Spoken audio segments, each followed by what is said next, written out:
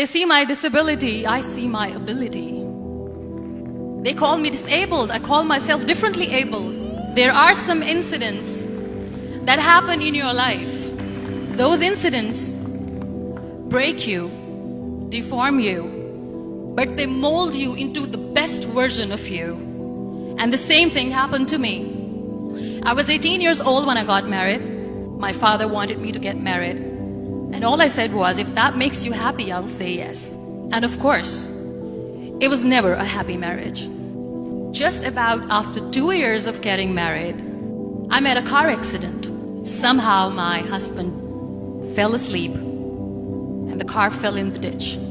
He managed to jump out, saved himself. I'm happy for him. But I stayed inside the car and I sustained a lot of injuries. The list is a bit long, don't get scared. The wrist was fractured. Shoulder bone and collarbone were fractured. My whole rib cage got fractured. And because of the rib cage injury, lungs and liver were badly injured. I couldn't breathe.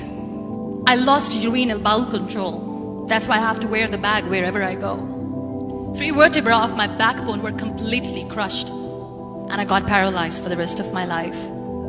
I finally ended up in a hospital where I stayed for 2.5 months. I underwent multiple surgeries. One day, doctor came to me and he said, well, I heard that you wanted to be an artist, but you ended up being a housewife. I have a bad news for you. You won't be able to paint again because your wrist and your arm are so deformed, you won't be able to hold a pen again. Next day, doctor came to me and said, your spine injury is so bad, you won't be able to walk again. Because of your spine injury and the fixation that you have in your back, you won't be able to give birth to a child again. That day, I was devastated. I asked my mother, why me?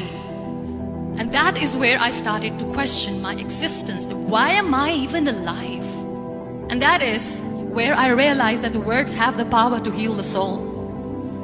My mother said to me, this too shall pass.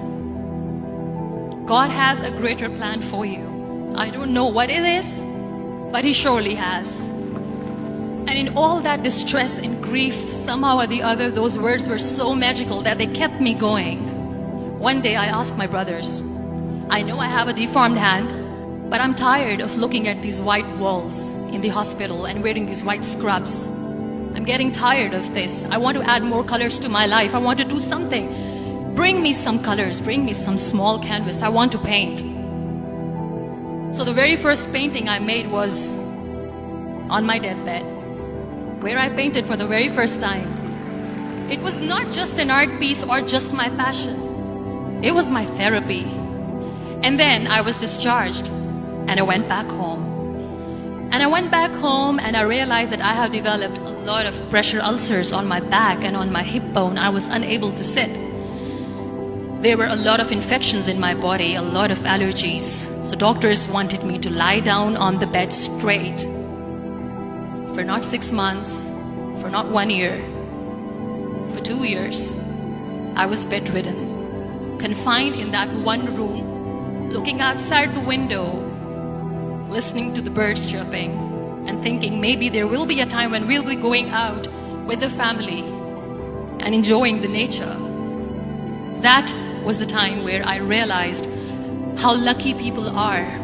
That is the time where I realized that the day I'm going to sit, I'm going to share this pain with everyone to make them realize how blessed they are, and they don't even consider them lucky. That day I decided that I'm going to fight my fears. We all have fears. Fear of unknown, fear of losing people, fear of losing health, money. We want to excel in career, we want to become famous, we want to get money. We are scared all the time. So I wrote down one by one all those fears. And I decided that I'm going to overcome these fears one at a time. You know what was my biggest fear? Divorce. I was trying to cling on to this person who didn't want me anymore, but I said no. I have to make it work. But the day I decided that this is nothing but my fear, I liberated myself by setting him free.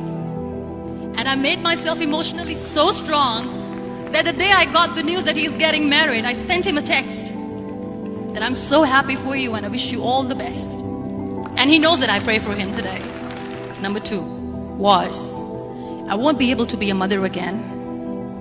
And that was quite devastating for me. But then I realized there are so many children in the world, all they want is acceptance. So there is no point of crying, just go and adopt one. And that's what I did. People think that they will not be accepted by the people because we, in the world of perfect people, are imperfects. So I decided that instead of starting an NGO for disability awareness, which I know will not help anyone, I started to appear more in public. I started to paint. I decided that I'm going to join the national TV of Pakistan as an anchor person. And I've been doing a lot of shows for the last 3 years. I became the National Goodwill Ambassador for UN Women Pakistan, and now I speak for the rights of women, children. We talk about inclusion, diversity, gender equality, which is a must. Every time I go in public, I always smile. It's always a big toothy smile on my face, and people ask me, don't you get tired of smiling all the time? What's the secret? I always say one thing, that I have stopped worrying about the things that I have lost, the people that I have lost. Things and people who were meant to be with me are with me. And sometimes, somebody's absence makes you a better person. Cherish their absence. It's always a blessing in disguise. Live your life fully. Accept yourself the way you are. Be kind to yourself. Be kind to yourself. I'll repeat, be kind to yourself, and only then you can be kind to others. Love yourself and spread that love. Life will be hard. There will be turmoils, there will be trials, but that will only make you stronger. So when you accept yourself the way you are, the world recognizes you. It all starts from within.